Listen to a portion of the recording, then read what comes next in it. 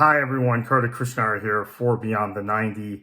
Earlier in the week, we went after President Donald Trump for his White House task force on the 2026 World Cup. And to show we're bipartisan here, or nonpartisan, it just took a couple of days for an outrageous action from a Democrat related to the same World Cup. Miami-Dade County Mayor Daniella Levine Cava, who is maybe the most prominent Democrat in the state of Florida right now. Miami-Dade County, by the way, has close to 3 million people. She's elected countywide. She just got reelected this past year. And FIFA, for those who don't know, have moved the bulk of their jobs from Zurich to Coral Gables, which is a municipality in Miami-Dade County. So Mayor Daniella Levine Cava is recommending that Miami-Dade County, this is according to the Miami Herald, and I should mention we're going to have some additional reporting on our own end about this next week that we're digging into. So this is just the first on this story from us. Mayor Daniella Levine Cava, per the Miami Herald, is recommending Miami-Dade County spend an additional $10.5 million this year for the 2026 soccer championship. The extra World Cup money may come from reductions to county services, Levine Cava said in a memo released this week. So you're going to see services cut to taxpayers and residents so that their tax money can go to help FIFA. County commissioners last year approved a $10.5 million subsidy for the World Cup in 2025 as organizers prepare for the 2026 games. In the memo recommending that commissioners approve the World Cup spending boost to a total of $21 million this year, Levine Cava said the extra $10.5 million she's requesting would come from a fund to cover expenses tied to employees leaving their jobs. Replenishing that fund to cover the World Cup dollars will likely require generating extra money elsewhere in the budget, Levine Cava wrote. Now, I have to also point out, when Miami-Dade County put their bid in, or Miami put their bid in to be a World Cup host, they talked about expansion of mass transit, expansion of the metro rail system, expansion of the bus system to accommodate fans and journalists that would come for the World Cup. None of that has happened. There has been no effort to do that. You can't take the train take the train anywhere near the stadium. You're going to have to Uber. There's no real mass transit option. The buses are sporadic. So this is, again, what they should have spent taxpayer money on if they were going to spend taxpayer money on anything related to this event. So Levine Cava wrote, quote, to achieve these savings, several considerations regarding the current level of services provided by departments funded by the general fund and how they provide those services are being reviewed. And she continued, as a result, service adjustments may be inevitable. Now, this is absolutely it's ludicrous. It is absolutely reprehensible. So you're basically taking money from county services in a county with 2.8 million people, a county that has extreme poverty in some ends, a county that is, really kind of uneven in how it distributes services. There's been incredible corruption through the years in the county, and you're going to throw it towards this World Cup.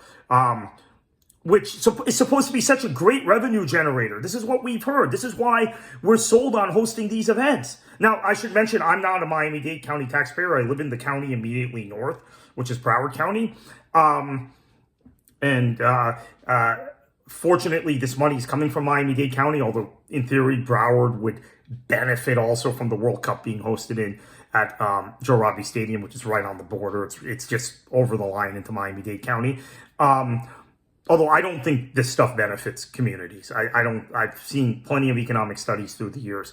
And we also saw in hosting the Copa America final in 2024 at that same facility how it can actually go the opposite way. That was a black eye for this community. Okay, I don't think it did anything in terms of generating revenue that justified the expense. And what happened at the match ended up being more of an embarrassment for the community and more of a black mark on South Florida than anything else. So the local organizing committee that it has been set up in Miami. Last year requested a $46 million subsidy from county government for the games, $21 million in cash and $25 million in donated county services. Most of the donated services was overtime pay for police and paramedics, expenses that sports teams like the Miami Dolphins, who own the stadium,